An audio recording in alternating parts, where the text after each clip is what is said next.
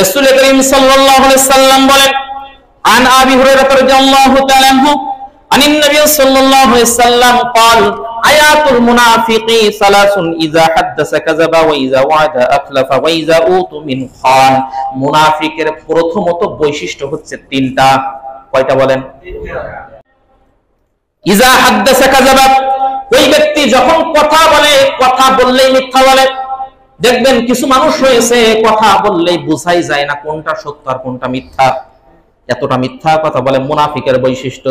দুই নম্বরে আল্লাহ রাসূল সাল্লাল্লাহু আলাইহি সাল্লাম বলেন, ওয়াইজা ওয়াদা আখলাফা, যখন ওই বান্দা ওয়াদা করে, ওয়াদাগুলা ভঙ্গ করে ফেলে।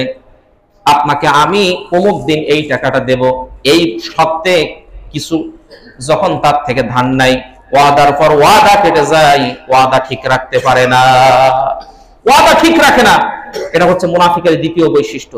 এরপর আল্লাহ রাসূল সাল্লাল্লাহু আলাইহি সাল্লাম বলেন, ওয়াইজা উতু মিন খান, তিন নাম্বার হচ্ছে তার কাছে কোনো কিছু আমানত রাখলে আমানত সঙ্গে সঙ্গে খেয়ানত করে ফেলে, আমানত ঠিক রাখতে পারে না।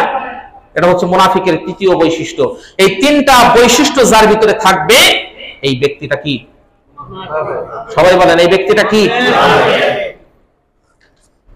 এক কথায় আপনাদেরকে বোঝানোর জন্য বলি, মুখে এক অন্তরে আর এক, এর নাম মুনাফিক।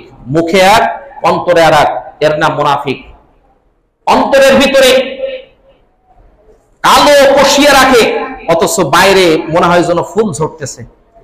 আপনার সামনে এমন ভাবে সুন্দর ভাবে উপস্থাপন করবে, এত সুন্দর ভাবে আপনার কাছ থেকে কথাগুলা বাহির করে নিয়ে অন্য জায়গায় লাগাই দিবে এবং দুইজনের ভিতরে শত্রুতা তৈরি করে দিবে। এর নাম হচ্ছে সমাজের ভিতরে স্পষ্ট মুনাফিক। কথা বলেন ঠিক কিনা?